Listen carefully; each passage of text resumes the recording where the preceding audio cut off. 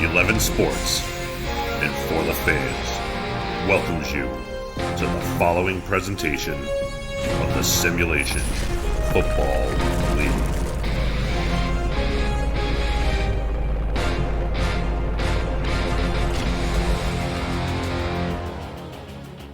From Chicago, Illinois, the Simulation Football League on 11 Sports and For the Fans is on the air as we are just off the shore of Lake Michigan at the Thunderdome Stadium for the final game of the Season 15 season for the Chicago Wildcats and the Lone Star Glory.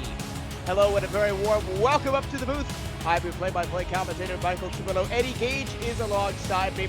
And Eddie, Chicago looking for a little bit of redemption. They are out of the playoffs, but for the Lone Star Glory in their inaugural season, it's win and you're in.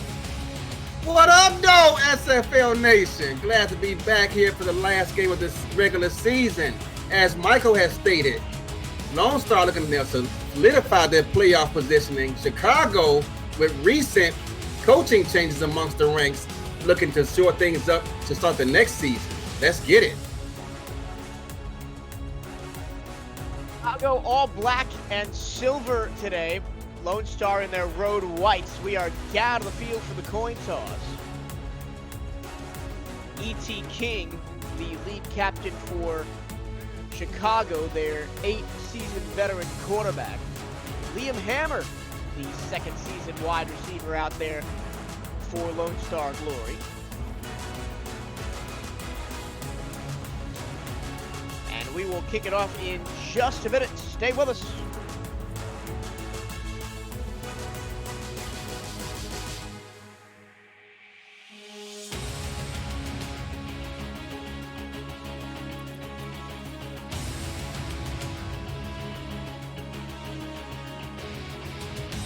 I didn't intend that, but it works.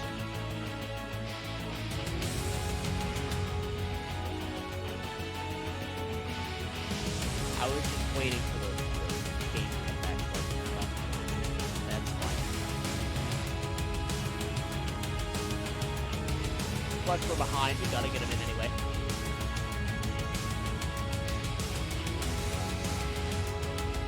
Yep.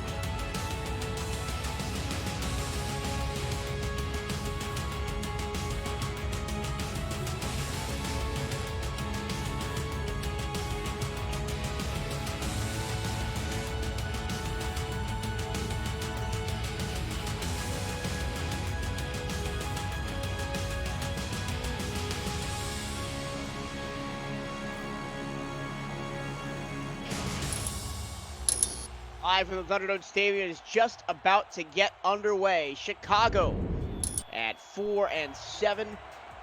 Lone Star Glory at 6-5, wearing the all-white with blue helmets. The kicker, Wally Herman, has the ball on the tee. He's got his hand in the air, and we are underway. Taken from 5 yards deep in the end zone, up to the 15, up to the 20, and down to the 22-yard line. Davius Reed on the return. Here's the Chicago offense led by 8th-season veteran quarterback E.T. King. The running back is rookie Robert Johnson. Mike Improta is the fullback. Greg Soto, Davius Reed, and James Tobin are the wide receivers. Benjamin Warner slots in at tight end. They start power I, single receiver out to the right from their own 22, going right to left in silver and black. A handoff goes to Johnson. He rumbles up the middle for a gain of 2. Here's the Lone Star Glory defense. On the defensive line, it's Jukin Rukin, Al Lewis, Hugo Reynosa, and Yogi Bart. The Bash brothers at linebacker, Doug Day, Brian Craven, and Freddie Travel. Quarterbacks, Mickey McGuire and Lee Potto, and safeties, Thomas Smith and Lincoln Kingseed Sr. Lone Star crowds the box on 2nd and 8. It's going to be another handoff to Jordan, and he kind of ran into his own lineman and didn't get much of anywhere. And it'll be 3rd down and 8. As you stated, Lone Star coming here crowding the box. They're one of the most aggressive defenses in the entire SFL. Not scared at all to challenge these quarterbacks to throw the ball downfield. Now they'll spread it out a little bit. 5 wide on 3rd down and 8. Just a minute gone by here in the ball game. E.T. King alone. He takes the high snap. He's going to be hit as he throws, but he completes it over the middle and a yard short. is Tony Madrid. And it will be 4th down, and Chicago goes 3 and out on their opening drive. He had a receiver one-on-one on the outside at the top of the screen. Had a possible chance to throw a corner route to him, but decided to check it down, play it safe. E.T. King got rocked as he released that football as well. That probably made his decision for him.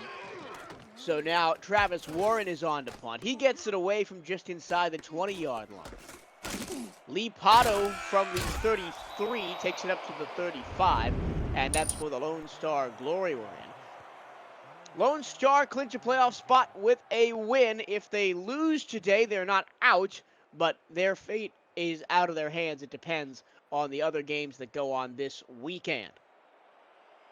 Lone Star Glory now on the field in their white uniforms, blue helmets. Their quarterback is rookie Ace Fennec, the rookie out of San Jose.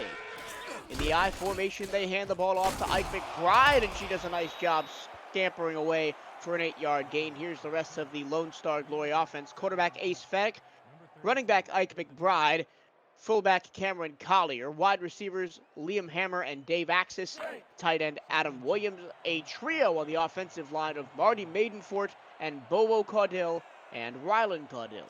2nd down and 2 after the 8-yard run by McBride.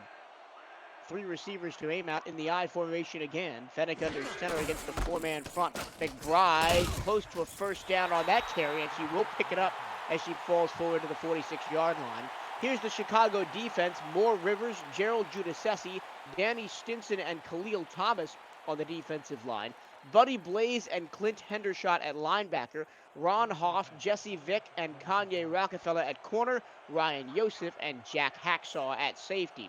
Here's 1st down and 10 for Lone Star from their own 46-yard line. A 3rd straight handoff to McBride, puts a defender in the dirt, and gets to midfield with a gain of 4 yards. My goodness. McBride lowered the shoulder and sent him for a ride.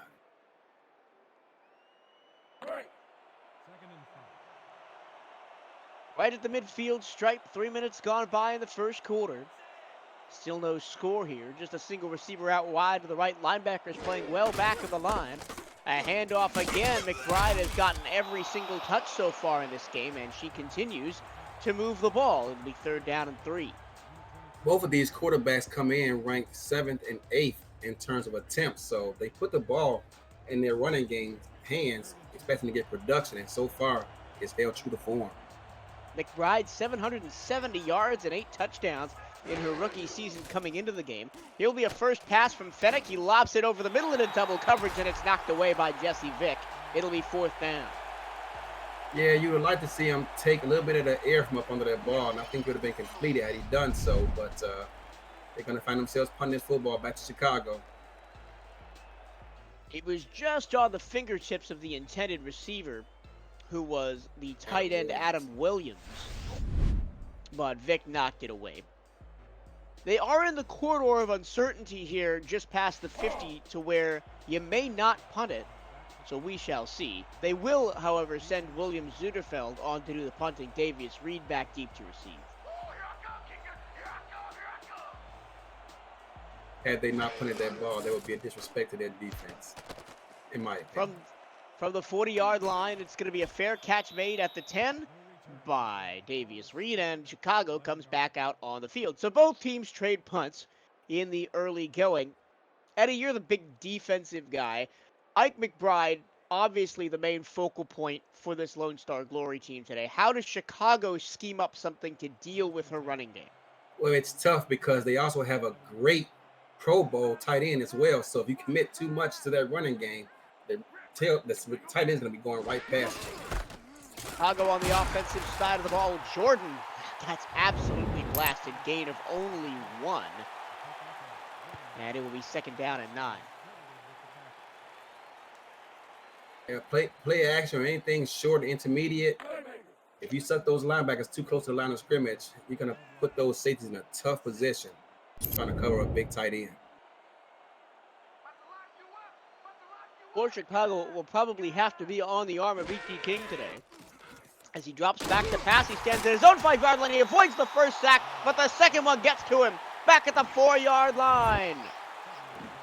Yogi Barr got through for his 5th sack of the season, and it's going to be 3rd and long. This front seven of Lone Star is one of the best in the entire SFL. I've been saying it all season. We played them earlier, and they had Ashley Jackson running for her life, and the same tale true to form here. Now 3rd down and 16. They just hand it off to Jordan to make a little bit more space for Travis Warren, the punter. Stopped by Brian Craven. And it will be a 2nd straight 3-and-out for Chicago. We could be in for a defensive battle here, but Chicago has given up on an average 36 points a game these past 4 games. But thus far today, they've held their own. Lone Star not the most impressive team offensively as the punt is away from the back of the end zone. This will be fantastic field position for Lone Star as it's returned close to the 30, and at the Chicago 32-yard line is where Lee Pato will be stopped.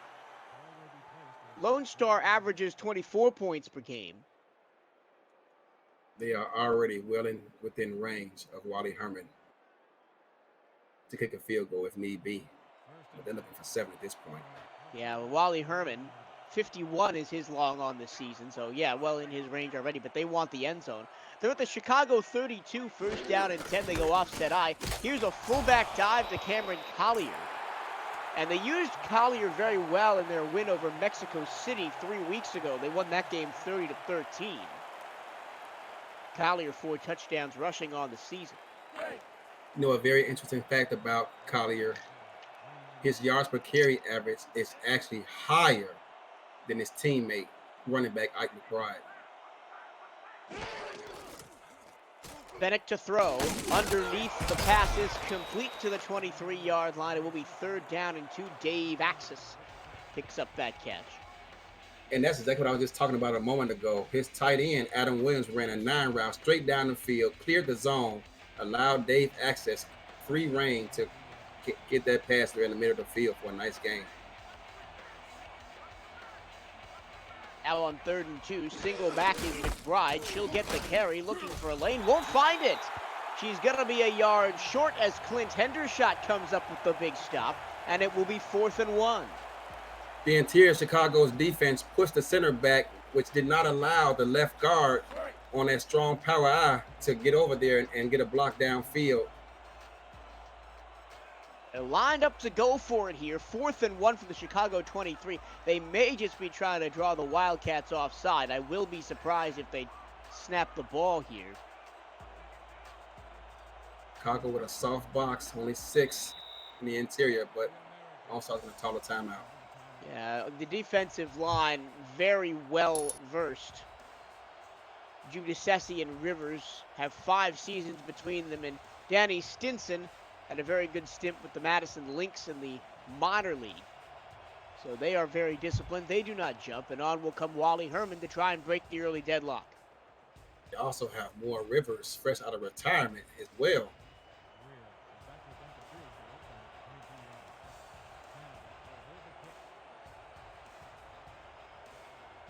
So this will be just shy of a 40-yarder, give him 39 for Herman.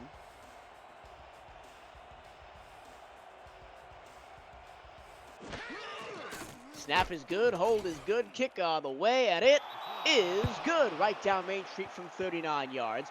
Lone Star Glory take a 3-0 lead. Wally Herman, 2 for 2 last week. He now has hit 21 field goals on the season.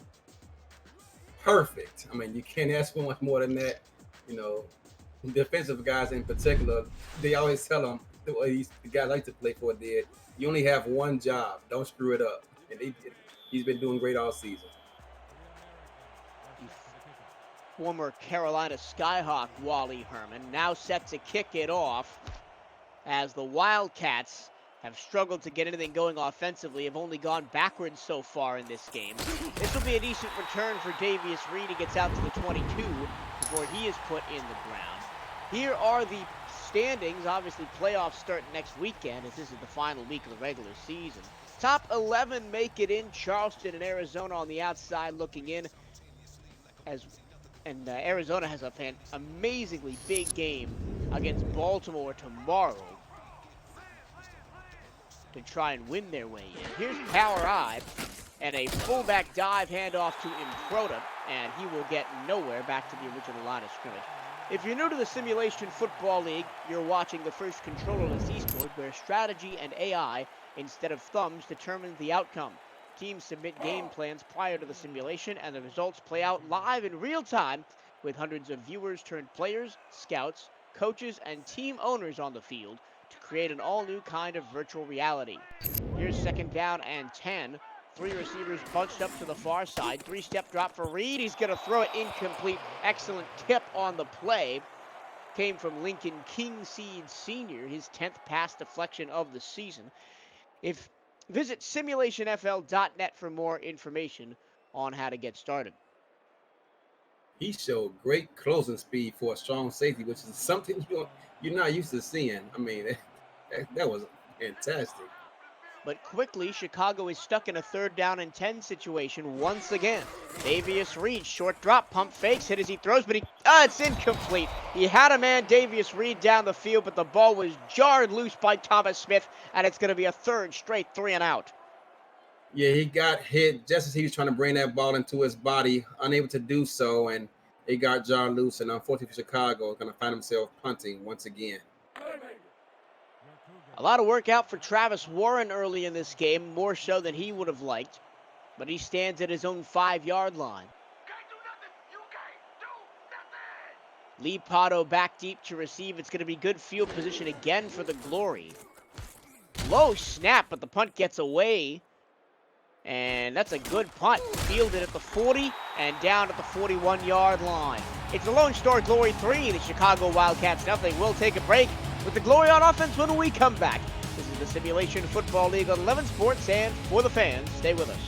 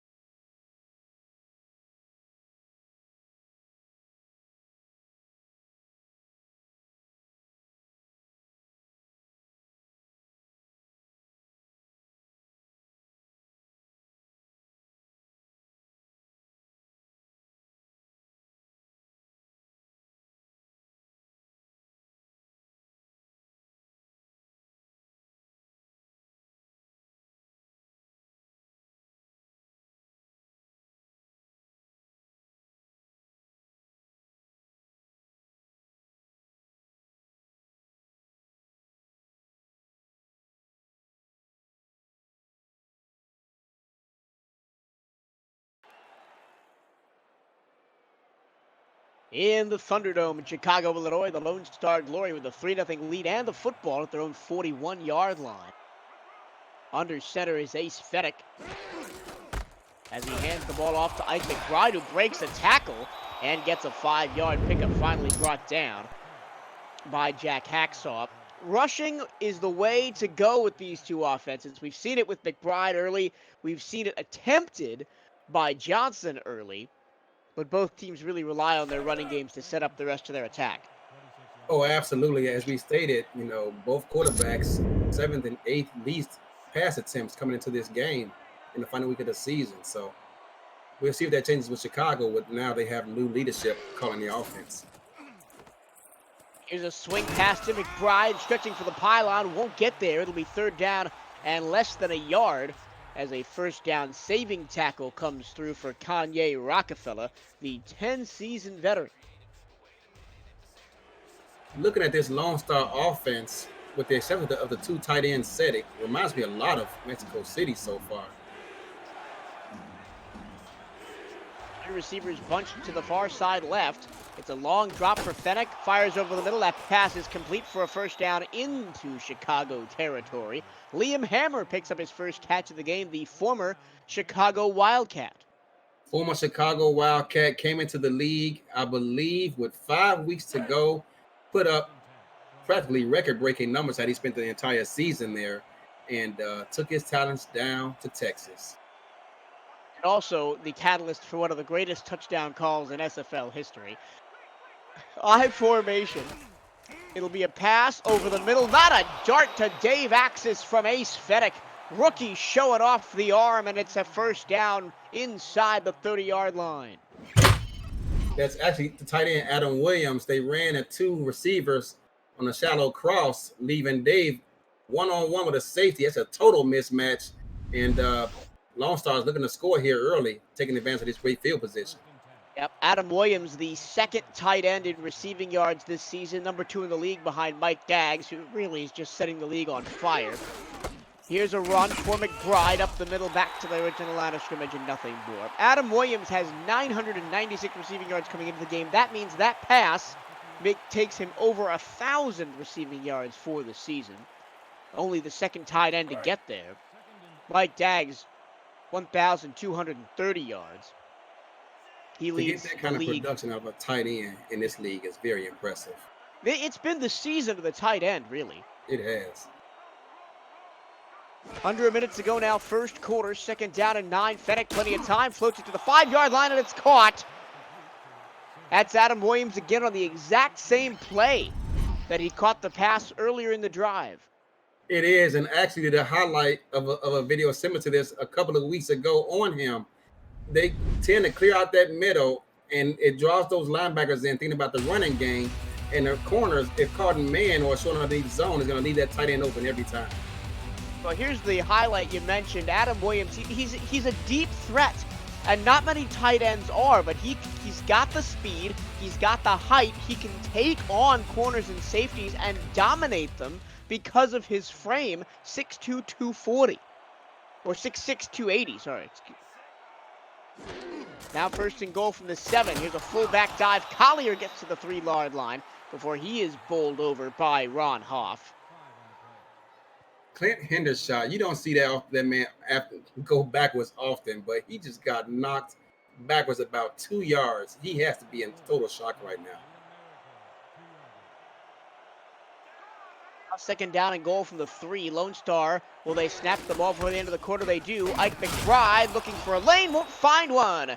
And when we come back for the start of the second quarter, it will be third down and goal from inside the 1. It's Lone Star 3, Chicago nothing. You're watching the Simulation Football League on 11 Sports, and for the fans, stay with us.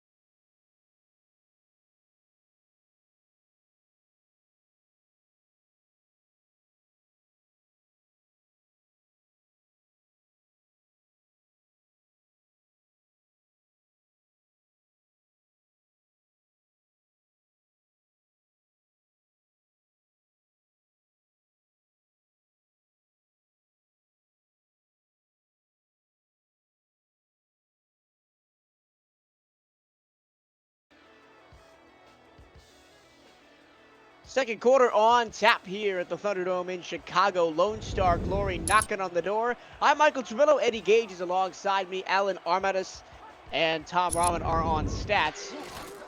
It's going to be a fullback dive. Cameron Collier uses his power and bulldozes into the end zone. Touchdown, Lone Star Glory. That was a touchdown as soon as they handed the ball off. Chicago countered a strong I-twins look with a 3-2 dime. That was a touchdown as soon as they said hike. Collier's 5th rushing touchdown of the season to go along with his one through the air. And he really is the perfect complement to Ike McBride, who's got a lot of speed, a lot of shiftiness. Cameron Collier just likes to run people over. True story. I had a chance to meet Ike McBride while visiting Albuquerque. And unfortunately, I was unable to because Charles did not send me the invite to meet up with him. I'm not upset, Charles. Not at all. Extra point up and good from Wally Herman. It's a 10-0 Lone Star Glory lead.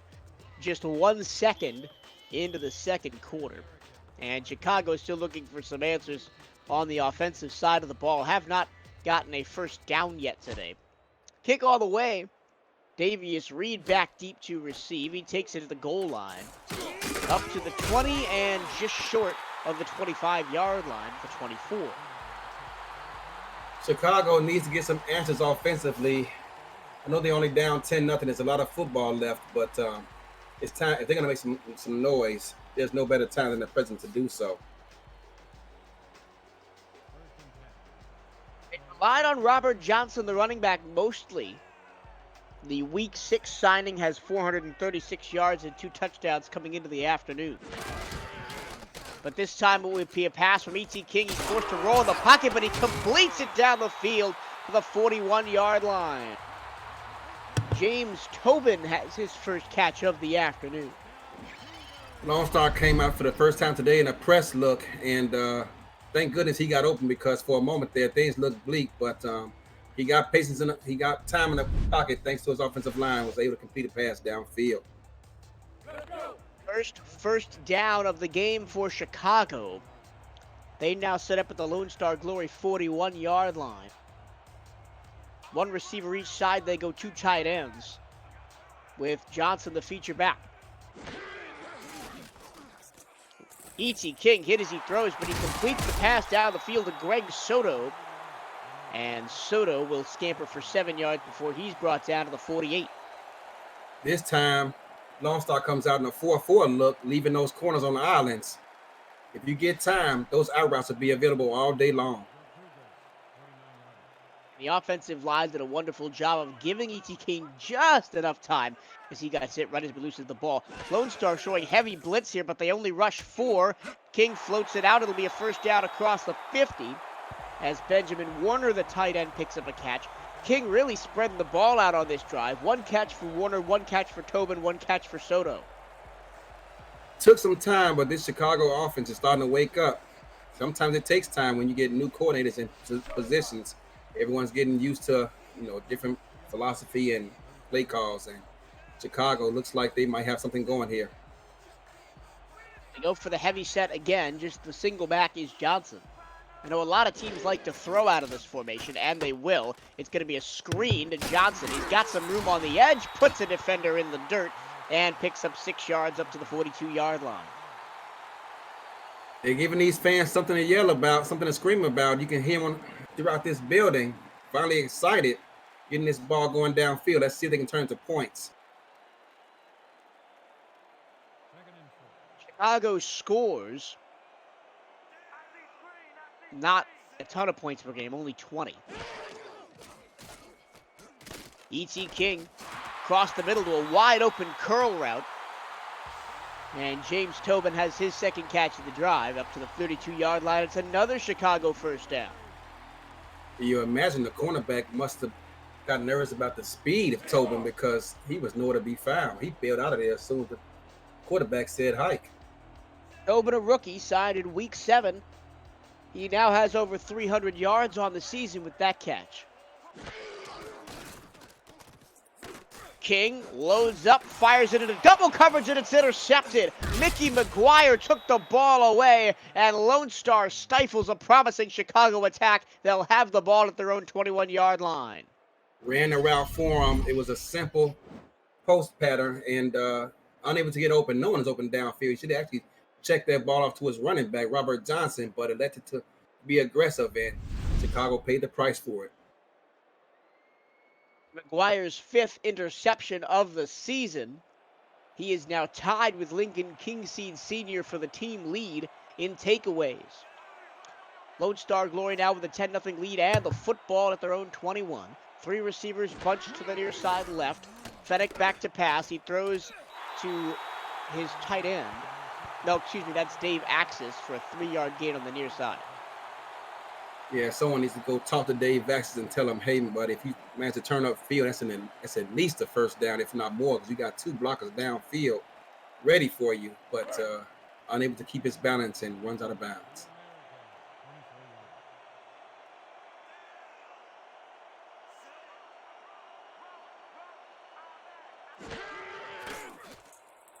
Check down to the far side. McBride looking to use the speed to get away from the defense, but it will not work. Jesse Vick came up and made the tackle. 3rd down and 5. The Vic Chicago defense. Oh, sorry, take it away, Eddie. That's okay. Vick was there, but Hendershot was ready to redeem himself for that hit he took earlier. He was ready to lay the boom on him as well. Now no backs on 3rd and 5. Fennec moves in the pocket, throws down the field, and it's incomplete. It was in and out of the hands of Liam Hammer.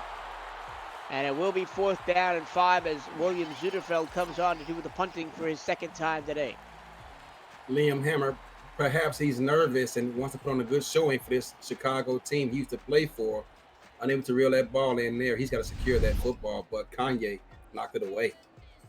Kanye Rockefeller has 2 interceptions on the season.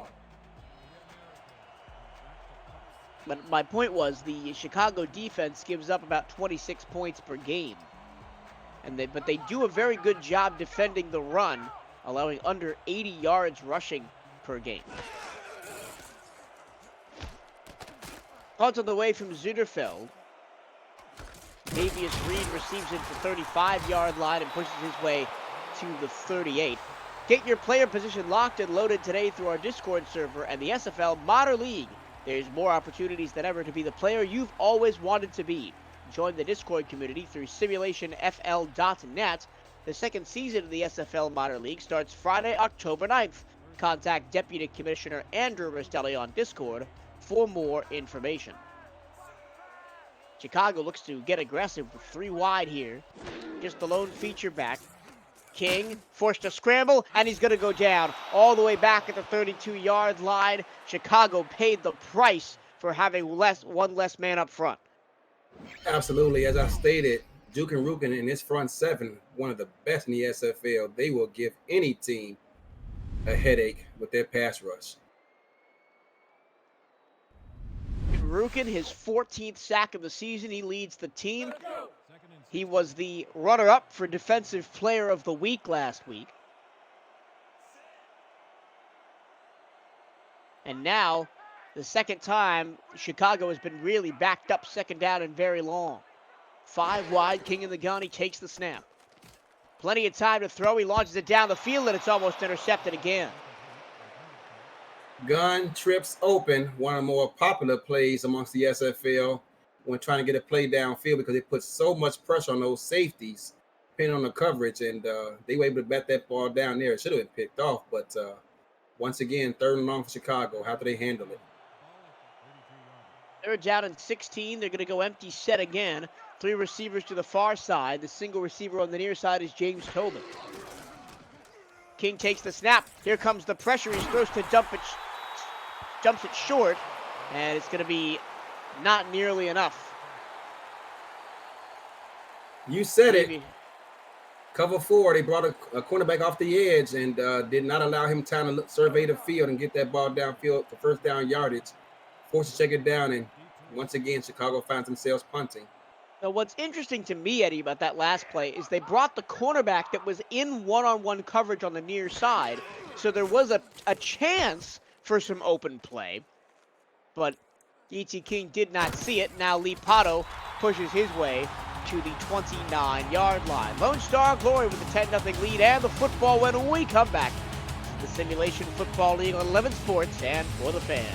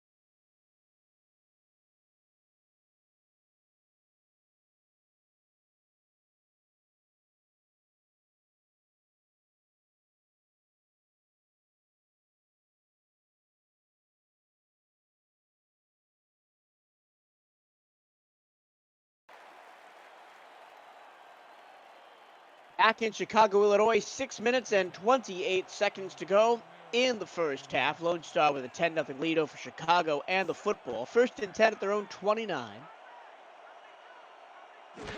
Ace Fennick under center, handed to McBride, running behind her fullback Collier, gets 1 yard straight ahead. Chat with owners, coaches, and players in the FTF Next Twitch chat at www.twitch.tv/FTFnext to meet the players you're watching on screen today. Get involved, witness the passion of the community, and follow along with all the action amongst the most dedicated SFL players. The SFL Twitch chat at www.twitch.tv/FTFnext. Here's a little shovel pass underneath. It's been a while since we've seen one of those. And Ike McBride takes it up to the 35-yard line, sits up a 3rd and 4. Carolina has been doing it recently the past few weeks. Actually caught me by surprise when they did it against Arizona. Here they do it today, and it was kind of open. I was kind of surprised at how much room that Taylor actually had there. 3rd down and 4. Fennick, long lofted pass. It's tipped away and incomplete. Looking for Williams down the field. That time couldn't find him. And that's the second time that Ace Fennick has really put a lot of air under a ball when maybe a little bit more energy and that pass is completed. Yeah, but he also had about 4 defenders in the area too.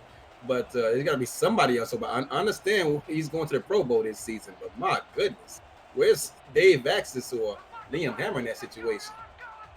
Somebody's got to be open underneath if 4 defenders are back deep covering Williams. Zutterfeld handles a high snap, gets the punt away. And it's fair caught at the 29-yard line. Chicago in a 10-0 hole. Now they sit at 4-7. They have no chance to make the playoffs. They're just trying to potentially spoil Lone Star. Because if Lone Star wins, they are locked in.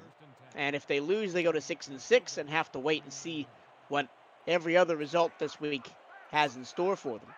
1st and 10 for Chicago. They'll stick with the empty set. King under pressure, gets away, fires it down the field. It's tipped up in the air and incomplete. Man, that would have been one of the plays of the season if Benjamin Warner had come down with that one. I couldn't tell if there was Hugo who was chasing him or what, but he was running for his life out there. And when he threw that pass, I was thinking, oh boy, this is going to get picked off. But the ball fell harmless to the ground there. Maybe it's all for the best. Chicago now goes back to the power I. And maybe back to the running game with Robert Johnson. Lone Star really pressures the line, and it causes them to jump off sides. Johnson lost 2 yards, but it will not matter because the Glory jumped off sides. Were you surprised to see them crowd so many people on the line right there? Not necessarily. Like, as I said before, they have a great defensive coach over there who's relatively unknown, who's been aggressive all season. He'll pull out pretty much any look. I've seen him do it time and time again. So am I surprised? No, not at all. They didn't jump off sides, so Chicago handled a new lease on life on this drive. 2nd down and 5 instead of 3rd down and 10. King under center. No drop back, but he fires it over the middle and sliding down to make the catch is Greg Soto for a 1st down, so the penalty comes back to bite Lone Star.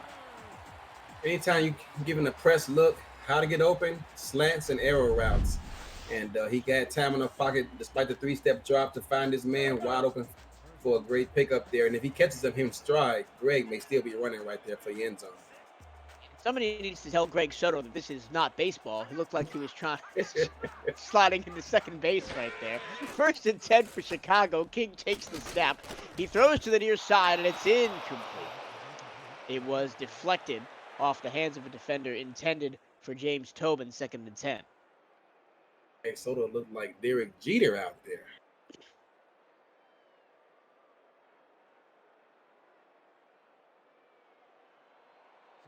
Two games have already been played today.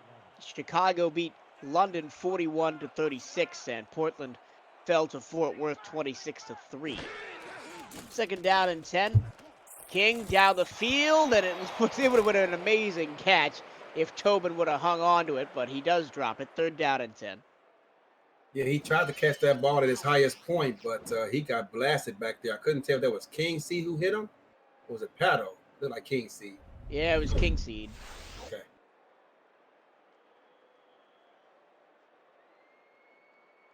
So now it's 3rd and 10. With 4:14 to go, Chicago trying to narrow this 10-0 deficit before halftime.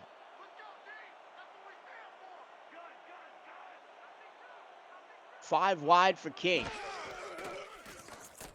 He drops back. He lets it fly, and it's caught. Oh, no, it was out of bounds. Oh, I thought that Tobin had it. This might be a challenge. I thought he got his left foot down, and yeah, they are going to challenge this call. One of the deep routes down the field finally almost works out for Chicago. We'll take a look at it. I thought he got the left foot down, but we'll see here on the replay.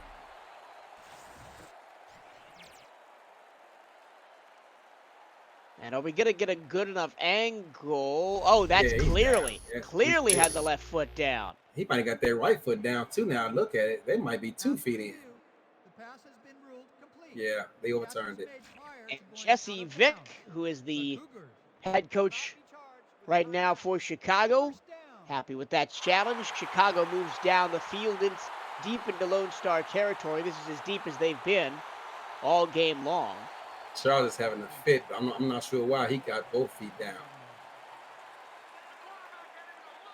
From the Lone Star 27-yard line, 3 receivers bunched to the left.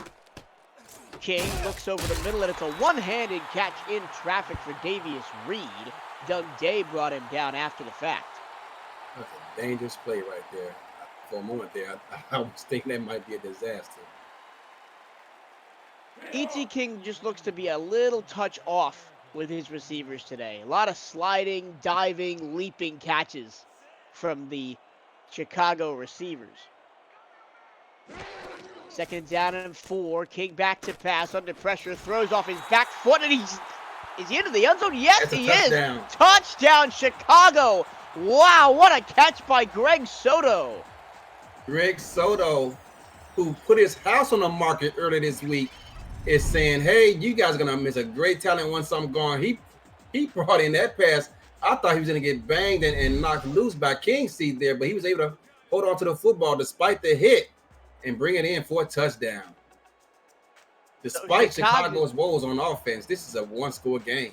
Yeah, so Chicago has some life as we approach halftime. As on is Rob Ems to attempt the extra point. His first action of the day. And it is up, and it is good. 3 minutes and 37 seconds to go, 2nd quarter.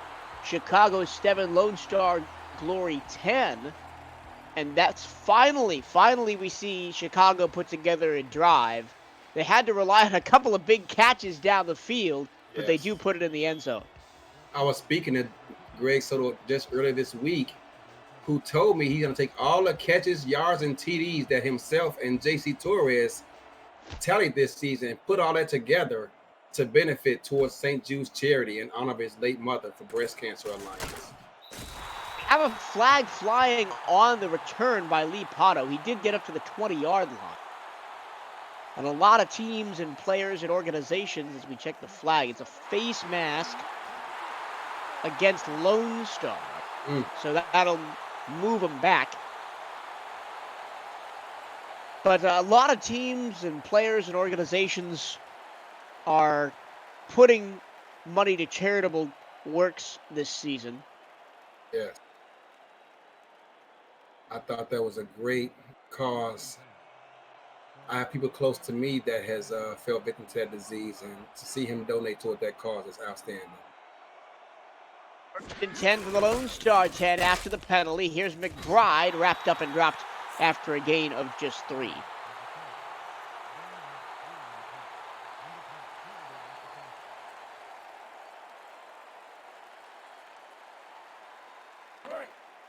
Now it's really important for Chicago to prevent Lone Star from scoring in these last 3 minutes and 10 seconds.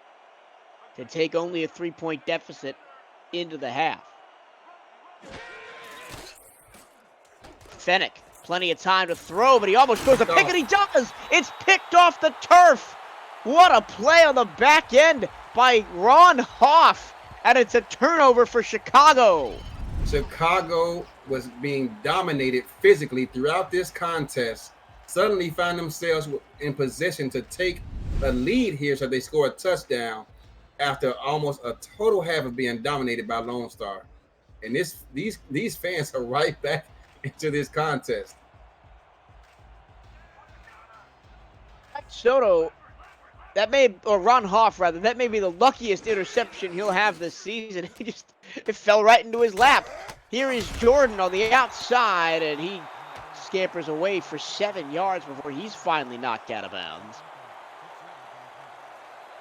He had the defender barreling down on him, and I thought Doug Day was going to send him to the shadow realm, but he lowered his shoulder and carried him for a ride. It's an example of some of the charitable work that the SFL community does. Every week during the SFL season, the Lone Star Glory honor a different Medal of Honor recipient. Handoff middle. Johnson first down to the 15. Chicago looking to ride this momentum. They got a big momentum swing. A big momentum swing here a moment ago with that interception. Looking to close out this quarter, take some time off this clock, and end it with a touchdown.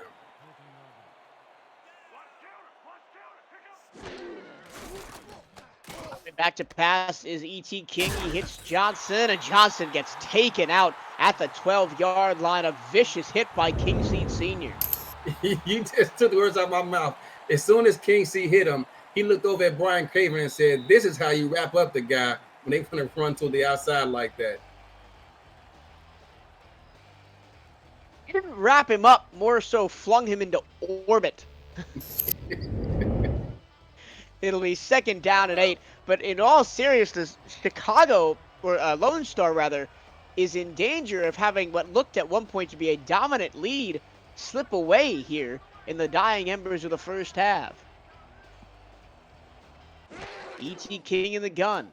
Plenty of time to throw. He hits Stavius Reed over the middle at the 7, and it will be 3rd down and 3. Got to get to the 5 to move the chains. Chicago in no hurry. They're going to take their time walking back to the line of scrimmage, get the call from the sidelines from their head coach, Kanye Rockefeller, come up, kill some clock, and hike this ball with about maybe 5 seconds left on the play clock. 35 to go in the first half. Chicago trying to take the lead here. They're going to fullback dive it to Improda, and he's wrapped up and dropped a yard short of the line to gain. Big tackle there by Doug Day. 4th down and 2. Yeah, that play usually works versus man coverage, but Lone Star came out in the zone and was not having any of it. Speaking of Mike and Proda, look at him. They're standing there with his beautiful family, his 2 daughters, his wife. I met him actually at the draft. Actually, great guy. Talks a lot. He's full of himself, but overall, he's a great guy, and it was a pleasure meeting him.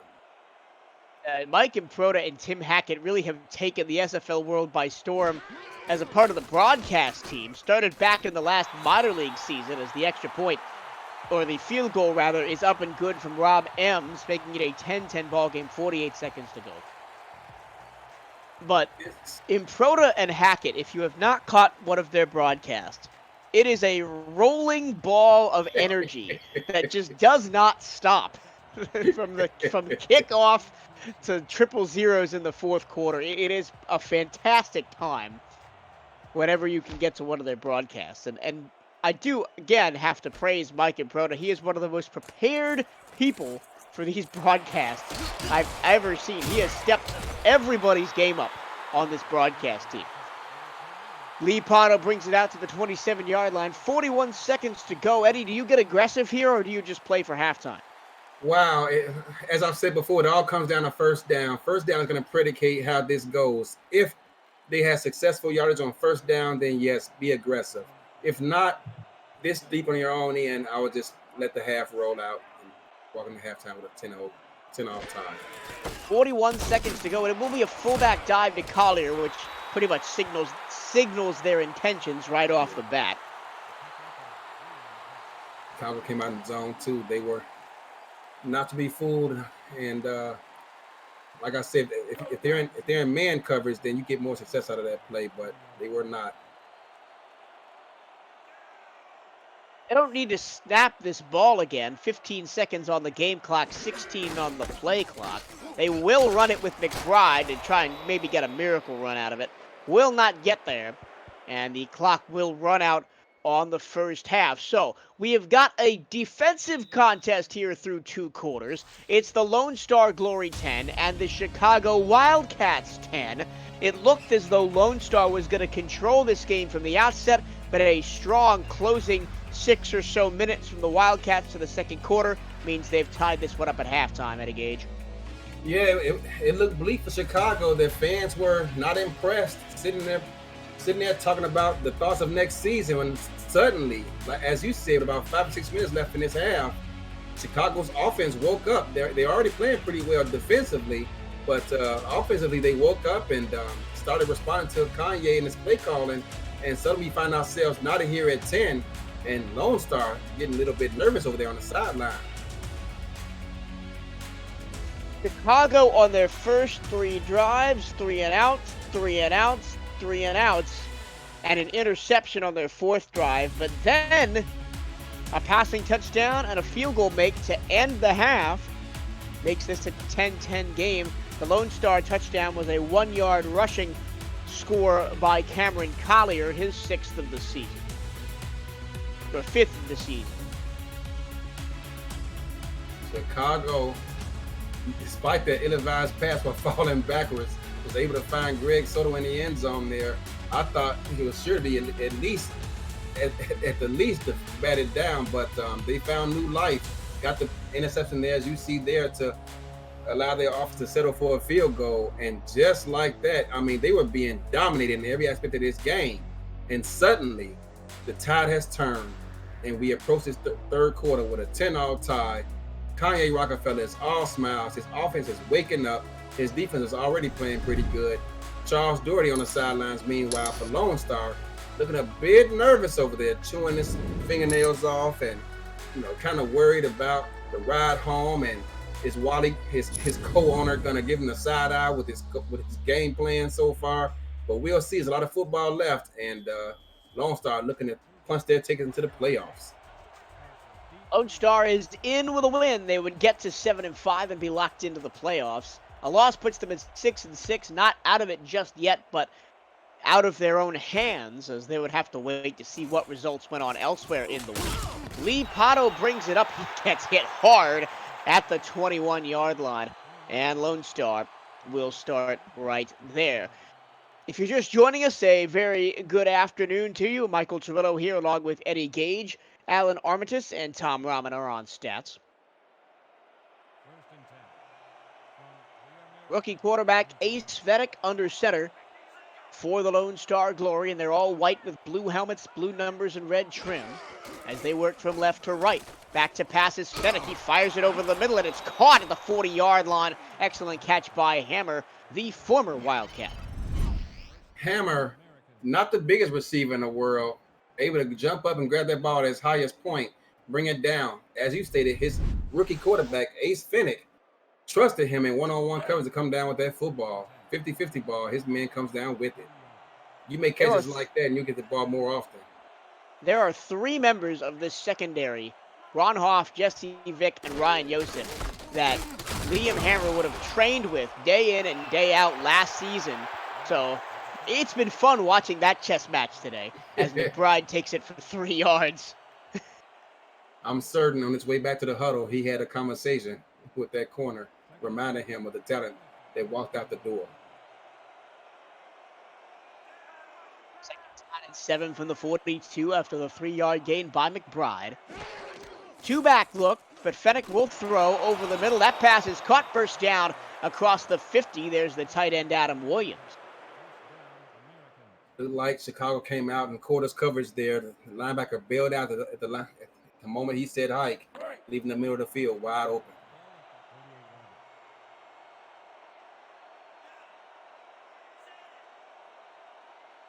2 receivers, both to the right side Bit more of a power set here for Lone Star Glory, but Fennec will throw. He stands in. He's hit as he throws, but it's caught and racing past the 20 all the way down to the 19-yard line.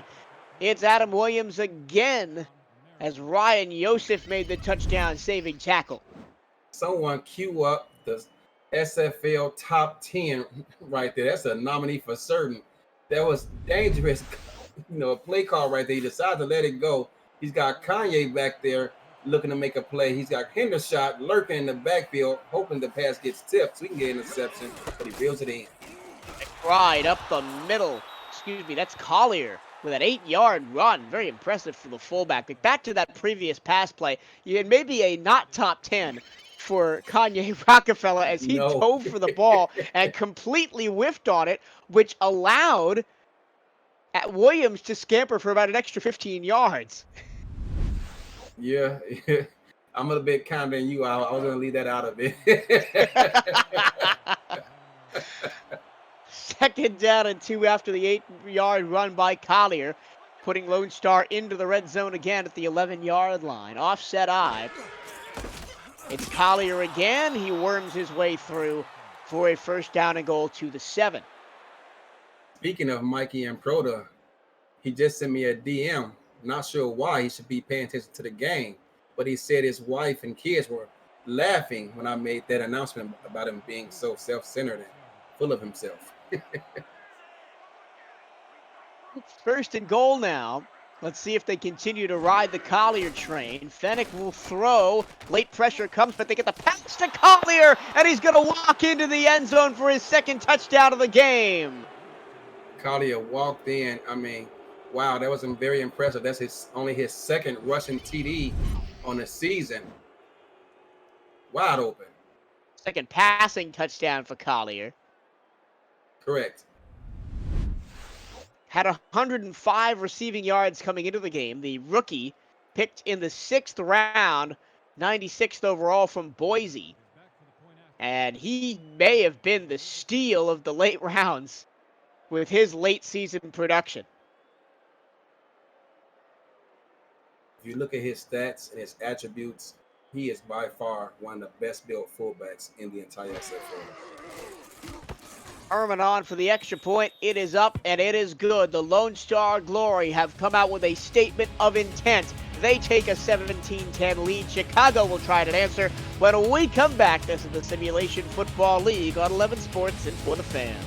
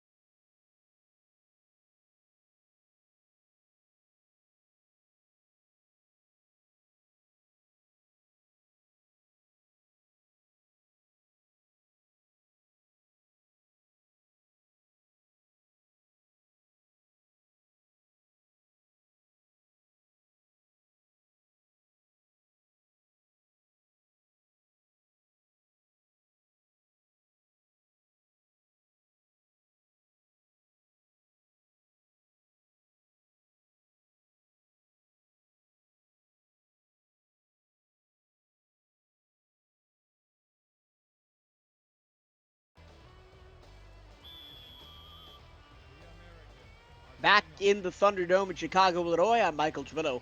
Eddie Gage is alongside me, along with Alan Armitage and Tom Rahman on stats. Kick on the way from Wally Herman, as Lone Star will try now and hold on to their 17-10 lead.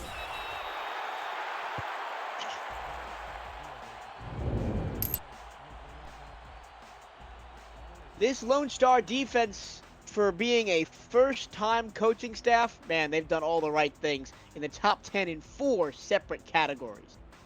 Oh, yes. I mean, they've held Chicago in check throughout most of this contest. When Chicago did get back into it, it was via their passing game, which right now, coming to this game, Lone Star ranked 16th. They may have to go back to it again. King forced to scramble. He throws on the run, and it's intercepted.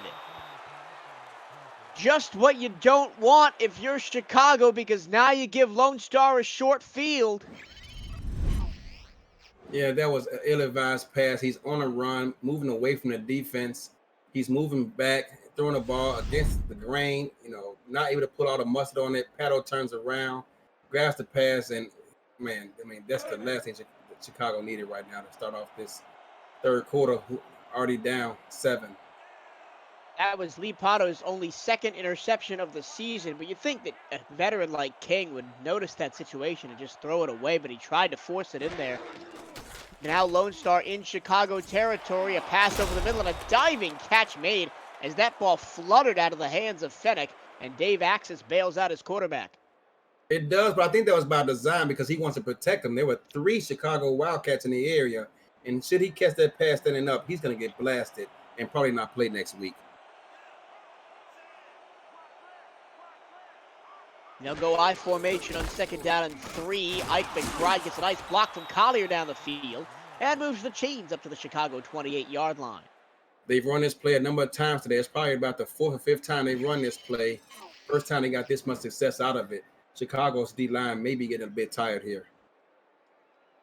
And Collier, again, a fantastic block to deny Jack Hacksaw a chance at a tackle.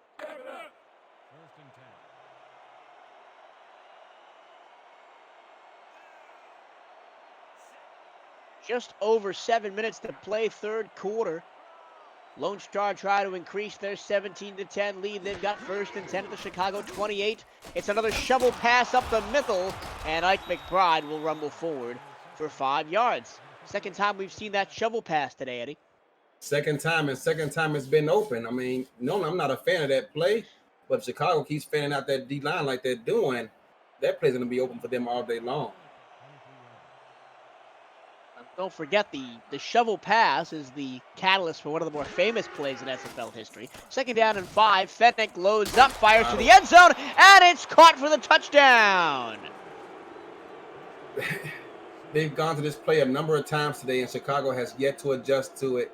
Adam Williams, just continuing his Pro Bowl season, brings in another touchdown there, and they are beginning to run away with this game. Just as Chicago is getting back into it. Williams with his team-leading 7th receiving touchdown, and he's already gone over 1,000 yards on the season early in this game. Just one of the more impressive tight ends, seasons from a tight end that we have seen. If Mike Daggs was not just pacing the league over there in Mexico City, we may be calling this season the season of Adam Williams. Don't blow Mike Daggs' head up any bigger than it already is. I mean, I have to every week because every time I look at a receiving stat, I have to put a caveat that a tight end is leading the league in receiving yards. We'll come back after this. Lone Star Glory 24, Chicago Wildcats 10. This is the SFL on 11 Sports and For the Fans.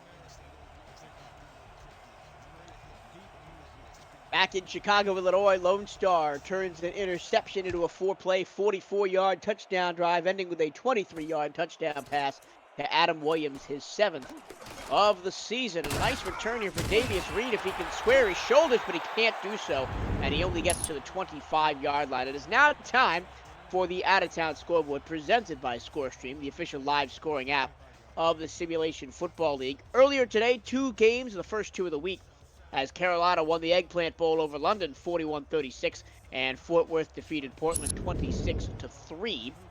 And I will go over the rest of the schedule after this, in the final week of the regular season, playoff seeding on the line. First and 10 for the 25. Handoff Johnson, and he's hit in the hole by Doug Day and falls forward for only 2 yards.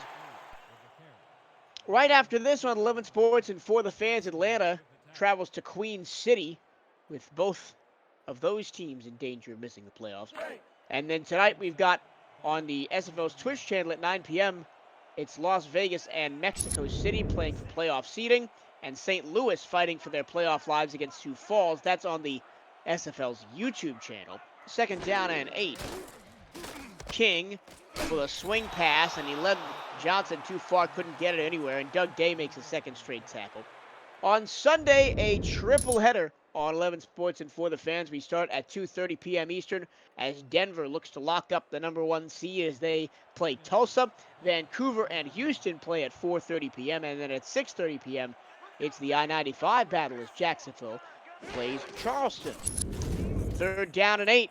Got him. King going long. Receiver out there, makes the catch, and look out! Goodbye! Touchdown, Chicago! James Tobin put it on the board. Chicago on 3rd and a mile, but for whatever reason, the cornerback for Lone Star decides to cheat up, play close to the line of scrimmage, and be physical with the receiver. Tobin wasn't biting. He got a great jump, used his feet to get open, get downfield, and once he caught the pass, no one was catching him, and Chicago is right back into this contest. As we stated earlier, Lone Star 16th in the SFL in pass defense. Chicago is exploiting that matchup here today. And they give up almost 250 yards of passing offense a game. And right there was a big chunk of it. You can see the smile on Kanye Rockefeller's face as this offense begins to flourish a bit here this afternoon. Kick on the way and good from Rob Ems. James Tobin, that's his second touchdown of the year, and he probably won't score a more impressive one this season.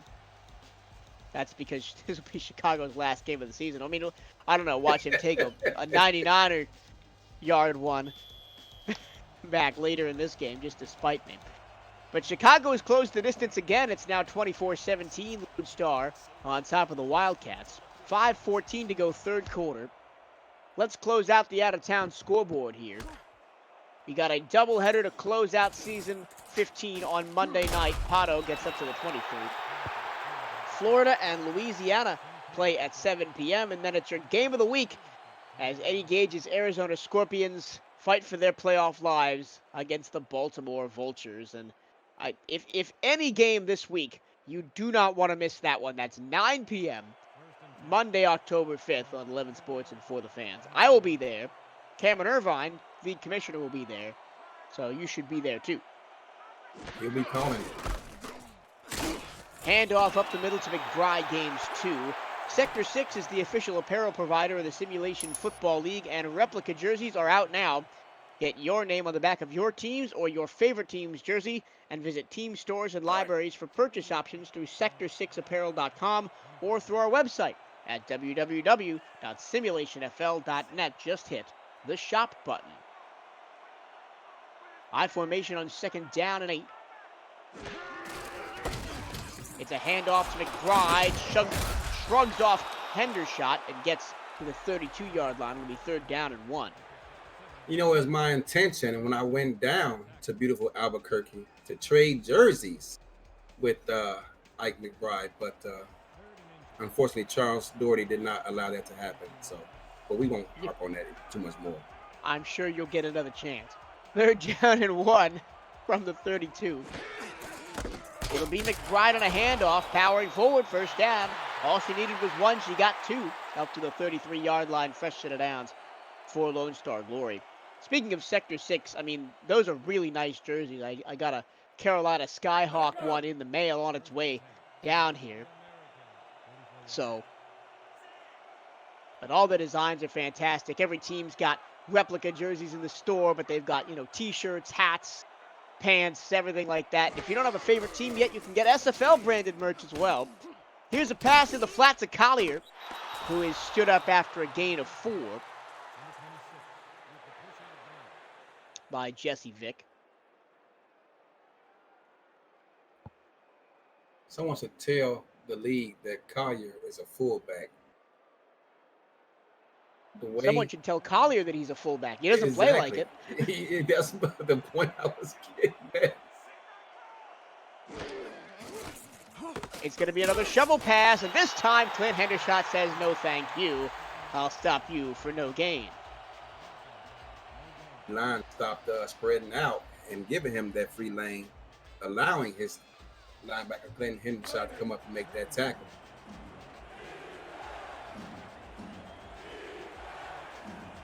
Important third down coming up. Yep, 3rd down and 6. Chicago really with the momentum if they can get a stop here. Fenech back to pass against the 3-man rush. He fires to the far side, and it's caught by Liam Hammer. 1st down near midfield. Weak side tight end flex puts a lot of pressure on the cornerback to that side because he's over there typically one-on-one, but you also got a tight end running a corner route, and anytime you got Adam Williams over there, he gets a lot of attention too, which freed up that one-on-one matchup for that 1st down. That's a great play, one of my favorites. Well, it moves the chains up to the 49-yard line. Fenech back to pass again.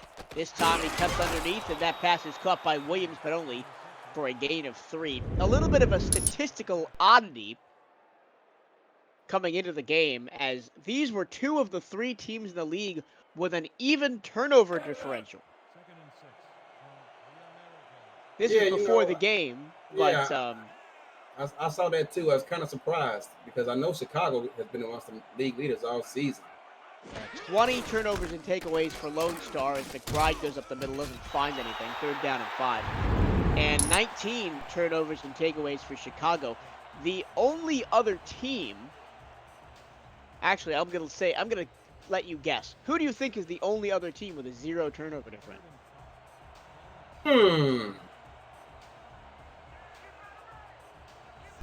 3rd down and 5. Lone Star at the 46-yard line of Chicago. 7-step drop for Fenech. He fires deep over the middle, and it's incomplete. Excellent play on the back end there by Hackshaw. I'm going to take a guess and say Charleston. No, it is Mexico City. Has a 0 turnover differential. Okay. And obviously that was coming into the game. Chicago now has -1, and Lone Star has +1, since Chicago has thrown 2 interceptions to Lone Star's 1 on the afternoon. Punt all the way from William Zuderfeld. Fair catch called for and taken at the 12-yard line by Davius Reed. It hasn't been the greatest day for starting field position for the Wildcats. They've been up against it all game long, and another one here. But we have seen now that they have a deep threat after that long touchdown, 74 yards to James Tobin on their last drive. They'll start the power I fullback dive to Improta. He gets 1. Download CrowdPlay, our new partner for 2020, and play the game about the game. Follow you the action and answer questions for a chance to win a share of the $1,000 prize pool. Your next chance to win is Sunday, October 11th in the wild card round of the playoffs. No CrowdPlay game of the week this week. You'll have to wait for the wild card round.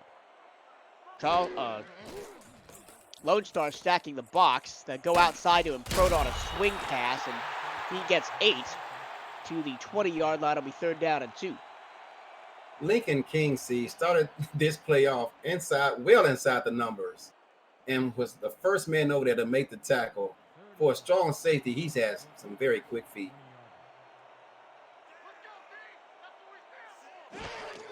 Third and 2. King gonna step back to throw, and it's gonna be tipped in the air and intercepted. Here comes Lee Potto to the 10, to the 5. He's got the pick 6. Touchdown, Lone Star glory, and that is how you break a game wide open. Wow, Chicago on their way back. Their offense was just starting to click, and on 3rd and 2, they throw a pick, tipped up. I believe that was Craven who tipped the pass, and Potto brings it back for a touchdown. That has got to be a heartbreaking feeling for these Chicago fans. And I incorrectly gave it to Lee Potto. It was actually Thomas Smith. Thomas Smith with the pick 6. his 4th interception of the season, his first pick 6 of the year. You want to hear a crazy stat that really upsets me? Do you know who the all-time leader in interceptions is? I'm going to guess Eddie Cage. And guess how many pick 6 he has in his career? 0, because I just looked that up this morning, actually. 0. Now, I don't know this. Do you know who the all-time leader in pick 6 is? I probably don't even want to know, but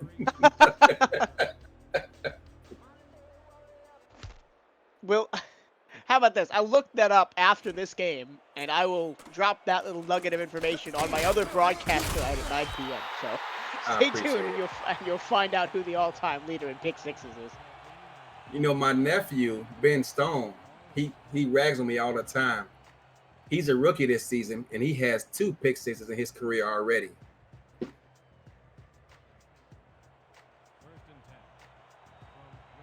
.27 seconds left to go, third quarter. Lone Star now with a 31-17 lead, and the bottom is kind of falling out of the Chicago sail.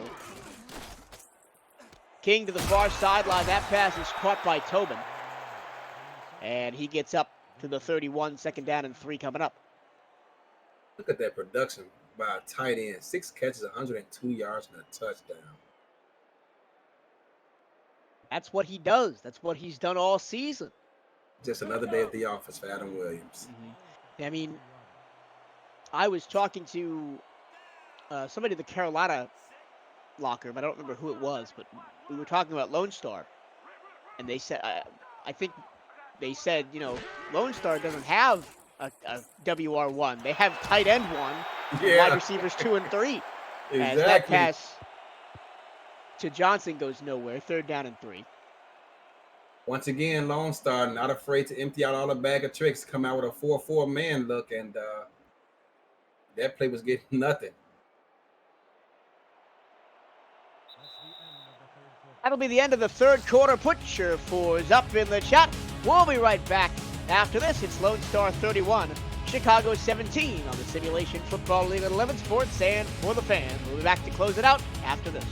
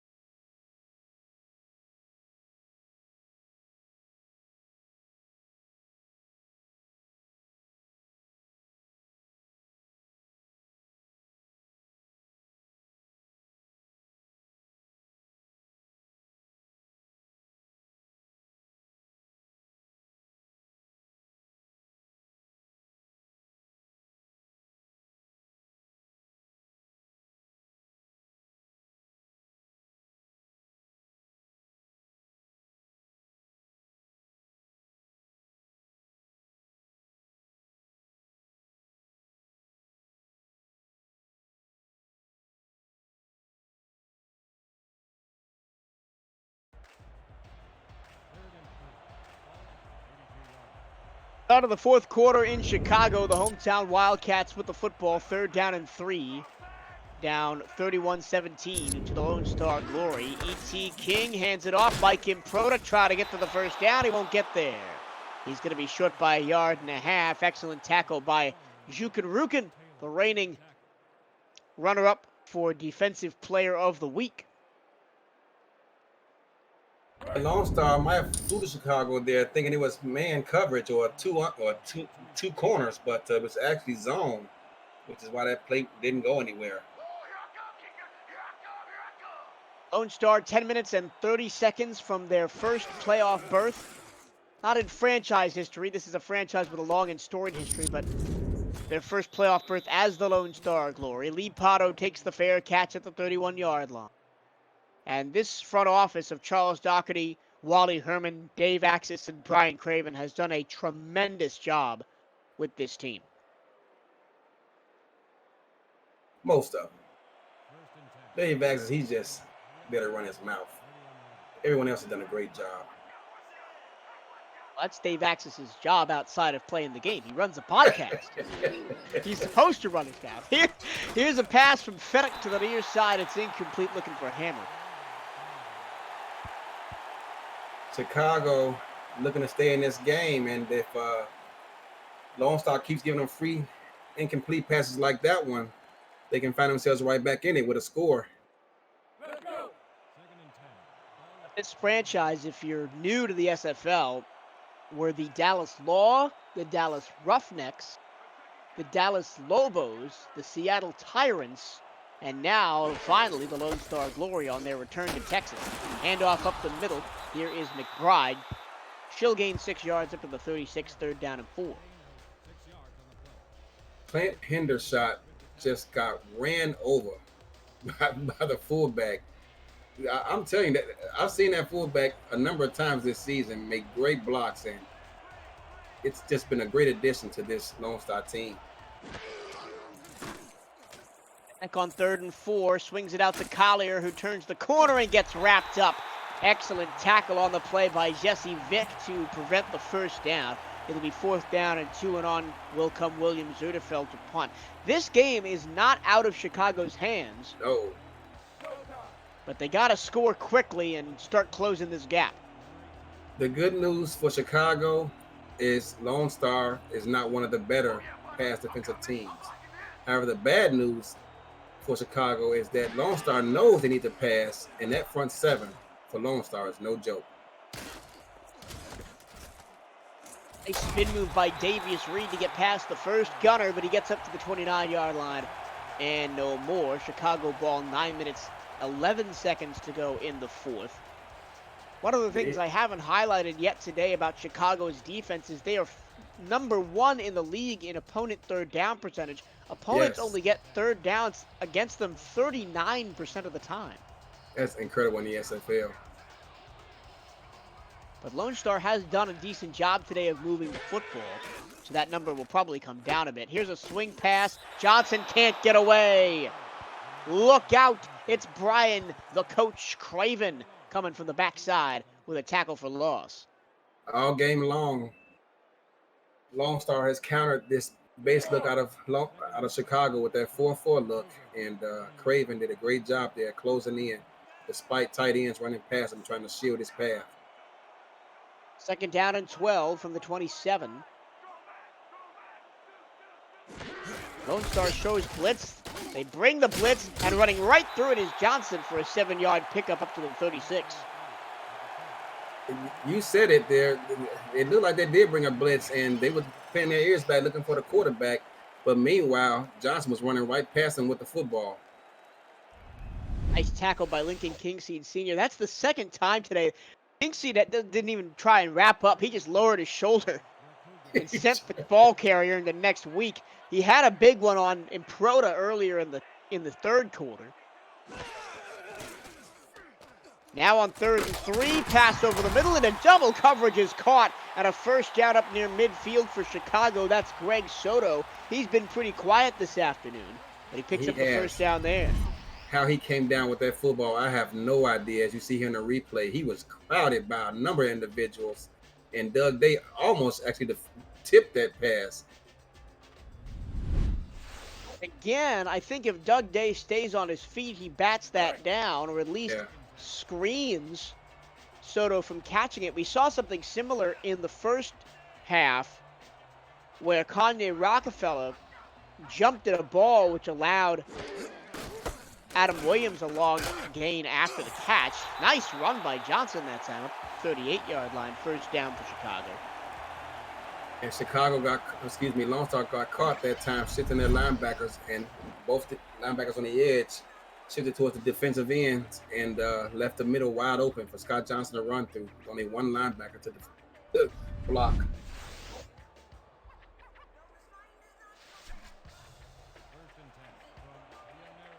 Moving the ball well here. After starting at their own 23-yard line, they're at the Lone Star 38. Swing pass. It was a bit behind Johnson. He couldn't get his feet together. It'll be a loss of 1. Doug Day, if he hits him any harder, is going to get charged with assault. That was a vicious hit. He depleted him. And that wasn't the best throw from E.T. King. Just No, it was not. He had to come back and get it. now high and behind Johnson. Now second down at 11. They've got 3 receivers bunched up to the far side. King throws to the one-on-one matchup, and he threw it behind Soto, but he stuck out an arm and made the catch. Not really anywhere close to the first down, though. It will be 3rd down and 4. Got to give Soto credit. He's not quitting on this team. He doesn't quit on the season either. He's able to corral that ball in and knowing he's going to get a big hit. Still turns up field, trying to get more yardage. 4 wide, nobody in the backfield this time. Just over 6 minutes to play in the ball game. King loads up, but he's got a receiver at the 10-yard line. James Tobin makes a nice catch with a defender draped all over him. Draped all over. He had 2 of them, including King Seed, who was looking to take his head off. He must not have gotten a memo that King Seed is 5th in tackles. And he went up there, grabbed that ball at his highest point, did not allow the defense a chance to come down with it. And Chicago is looking to make this a 1-score game yet again. Let's go. Lincoln King Seed Sr., 118 tackles and 5 interceptions coming into the ball game. Now 1st down and goal from just inside the 10 for Chicago. Low snap corralled by King. He's forced to scramble, and he's going to be thrown down from behind by Yogi Barr. He did let go of the football, though, so it'll be an incomplete pass. That looked like a jailbreak. The defensive line was just playing a game called Meet Me at the Quarterback. They all got there around the same time. But E.T. King had to be smart with the football and throw that one away or take the sack because he almost turned it into a disaster once again. I mean, you got to be conscious of the clock here. 5 minutes and 40 seconds to go. It's not no time, but you still got to be mindful of it. King on the out route to Johnson, squares his shoulders and gets to the 8. But now it's going to be 3rd down and goal, and you got to look at the end zone here. Got to look at the end zone. Don't want to settle for 3 at this point in the ball game. Can't settle for 3. They need 7 here. It's a 14-point game, and you may only get 1 more possession with how Lone Star can control the ball with their ground game.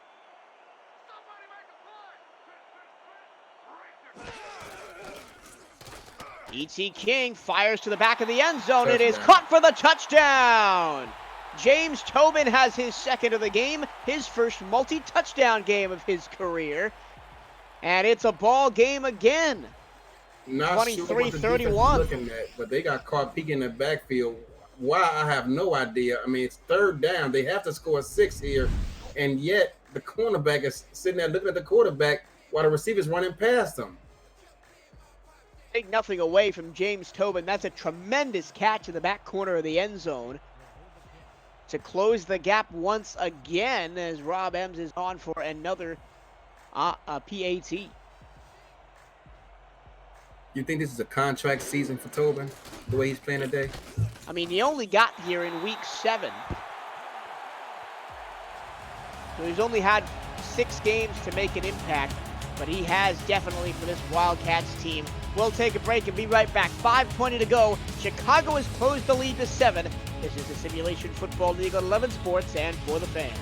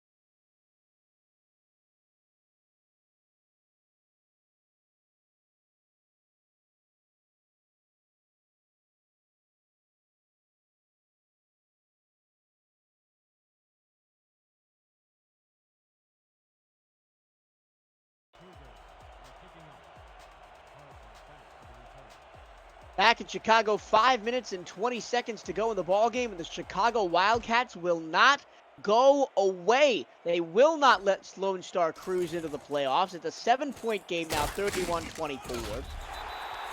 And if you're Lone Star now, it's got to be all on the legs of Collier and McBride to try and salt this game away. It does, but you want to remain conscious that Chicago knows that too. They got Clint Hendershot and Craze back there waiting to make tackles to get the ball back to their offense. So Start from their own 21-yard line. Fennick throws deep on first down, and it's caught. I almost thought that Kanye Rockefeller came down with that, but Dave Axis makes the catch at the 44-yard line. Kanye Rockefeller almost made a play on it. And it was another guy back there as well, number 32 for Chicago, who could have made that play. Jack Hacksaw. Like, from that angle, it looks like Rockefeller has the better play on the ball. It does, and I thought he was going to come down with his third pick of the season, but it was snatched away from him. This extends the drive for Lone Star. They're up to their own 44-yard line now. 4:45 to go in the ball game. This time they hand it off to McBride. Doesn't get much. 2 yards right up the middle. Chicago defense has done very well with stopping the run today. Buddy Blaze makes the tackle. They've done well all season coming to this contest. They were one of the better teams against the run. But, man, do they need a big stop here and get the ball back to their offense now. They allow under 80 rushing yards a game to the Chicago Wildcats. 2nd down and 8 after the 2-yard run. Fennick under center. He hands to Collier, the fullback, and Collier gets 2. It'll be 3rd down and 6. This is the biggest 3rd down of Lone Star season coming up right here. Can they extend this drive, keep this clock rolling, and keep E.T. King on the sideline? So, as opposed to other teams against the Chicago defense, Lone Star has run the ball particularly well. 61 yards for McBride, 30 yards for Collier. Fennick on 3rd and 6. Throws over the middle, and Liam Hammer's got the first down into Chicago territory. He comes back to bite his former team. That all became possible because of the protection he got up front from his offensive line. I don't know if you caught that, but number 77, the center, Marty Maddenford, came really close to being on the other side of the line of scrimmage there. That could have been a penalty. Was not, and we play on. 3:05 to go. Lone Star trying to put the nail in the coffin here. It's a handoff to McBride, and again McBride gets nothing. Nice tackle by Hendershot. It's a lot easier to make plays when a defense knows you're trying to run this clock out. Hendershot, one of the best season in and season out. And Lone Star has got to find a way to drain this clock out. There'll be one more play before the 2-minute warning, and then Chicago will have to start burning timeouts.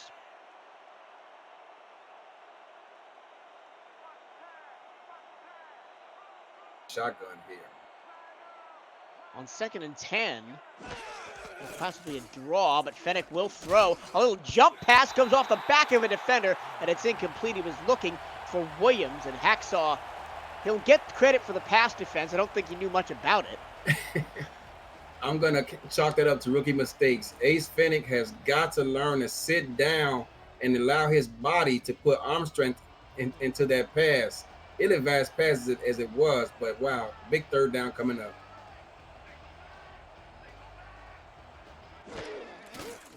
Four wide receivers for Fennick to aim at, but he goes short, and Liam Hammer is going to be run down and dropped at the 43-yard line, and the Chicago gets the stop they needed, and that will take us to the 2-minute warning. We'll be back to close this one out. Can Chicago come back? Find out next. This is the Simulation Football League on 11 Sports and for the fans.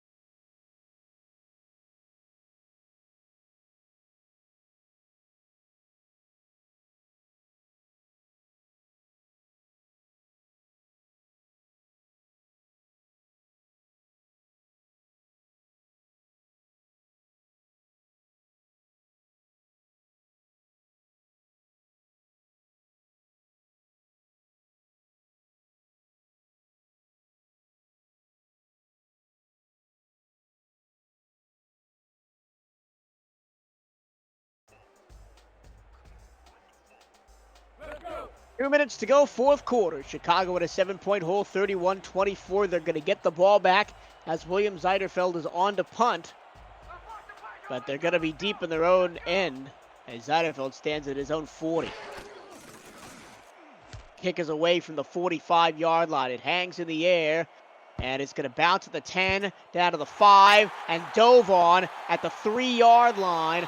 An excellent piece of special teams work from the Lone Star Glory, and now the Chicago Wildcats are going to have to go the length of the field in a minute 50 to try and salvage anything from this game. 6 yards separates Lone Star from their playoff dreams. Can they keep Chicago out of the end zone?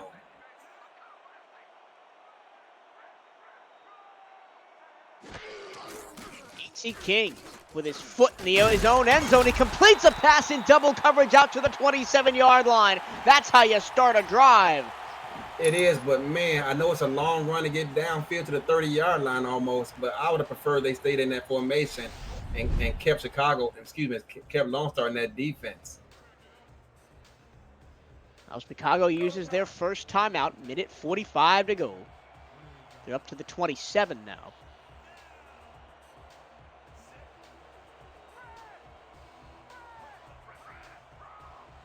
Press look. Middle, caught by Davius Reed. And now they'll go up tempo at the 41-yard line. Good time for it, but they back out of it a bit here. Snap with a minute 32 to go. King pressured and sacked. They got to get back to the line quickly. They're going to stay in this formation. It's 2nd down and 13. E.T. King fumbles a football and is picked up by Lone Star, and that will just about be that. E.T. King looked like he wanted to scramble, but he forgot the football. He left it behind, and Lone Star says, I'll take this. I'll grab this free ticket to the playoffs if you don't mind me. Craven came with the blitz, knocked the ball out, and fell on it to recover it for his team. You talk about a man who wants to secure his playoff ticket, forced fumble, and a fumble recovery. Lone Star looking to run this clock out.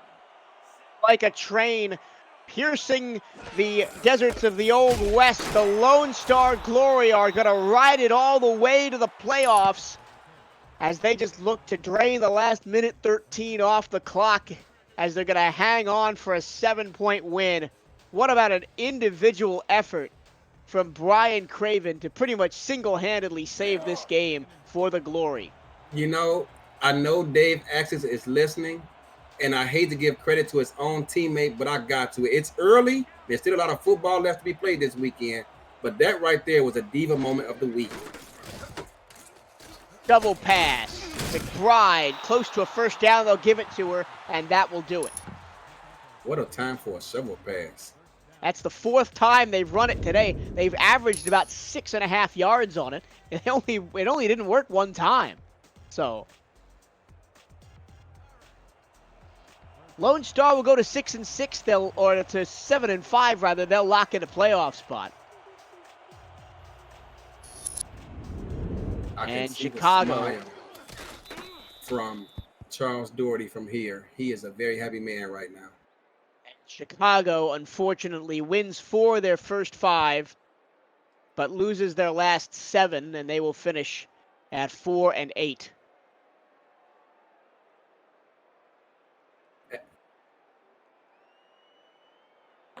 That's unfortunate for them. They started the season off very hot. Their tight end as well. He was putting up numbers up there right along Adam Williams and Mike Daggs, but with the suspension, he had to miss the rest of the season. They missed him dearly. Chicago Wildcats season will end with a 7-point loss to the Lone Star Glory, but they never backed down. They never gave up. They gave us a fantastic game here on a Saturday afternoon. They gave their fans something to be happy about going into the offseason. Oh, absolutely. I mean, they put up a tough fight against a playoff-bound team and gave these fans something to cheer about. Their offense showed some sparks here. You know, Tobin put on a display out there looking like a Pro Bowl player himself. And a few changes amongst the way in the off season, bring in some additions, and this team can get back to the playoffs like they did a season ago. Owen may be a star of the future, but the Lone Star Glory are the stars of right now. They win 31-24. They punched their ticket into the playoffs in their inaugural season. And Eddie Gage is here to recap how they got it done. Eddie?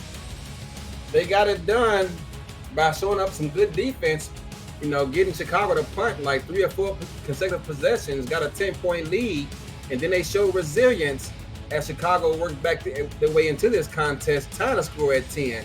But every time Chicago had an answer for them, Lone Star answered right back and took advantage of some ill-advised throws by E.T. King. He's a veteran. I'm sure he'll bounce back next season. But those ill-advised throws led to Lone Star capitalizing off those turnovers into big points. E.T. King actually outpassed Ace Fenech today, 304 to 219. But King did have 3 interceptions to Fenech's 1. Turnovers are always one of the biggest stats in football.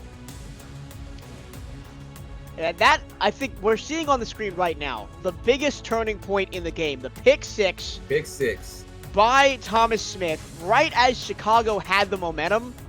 That really was the turning point of the game. They were trying to make it I think they were trying to go back and tie the game at that point. But Brian Craven tipped the pass and Thomas Smith took it back to the house. And anytime you can turn turnovers into points, it just demoralizes the team. And it held true to form today. All right, Eddie, a lot of options, but it's time for the player of the game. Who you got? That's tough, man. I don't know. This was more or less a team win for them. I mean, they got big plays on offense and defense. Man, I don't know. I know one thing. Craven better get a game ball for that play he made right there. But, wow, Ace Fenech, he's your player of the game. 219 yards passing, 2 touchdowns on 24-31. QB rating over 104. Lone Star, you're going to the playoffs. Congratulations. I've got a slightly different player of the game. I'm going to give it to Cameron Collier. 2 touchdowns, 1 receiving, 1 rushing. He really led the way with a lot of bulldozing runs through the middle today. And that'll do it. The head coaches shake hands at midfield, and we will say goodbye. Your final score: 31 Lone Star Glory, Chicago Wildcats 24. Don't go anywhere. There's more Simulationfl action on 11 Sports and For the Fans coming up next. But for Alan Armitage and Tom Rahman on stats, Cameron Irvine in the producer's chair, and Eddie Gage on analysis, I have been Michael Trillo saying so long and have a good afternoon. Arizona, I love y'all. Thanks for coming. Good night. Drive home safely, everybody.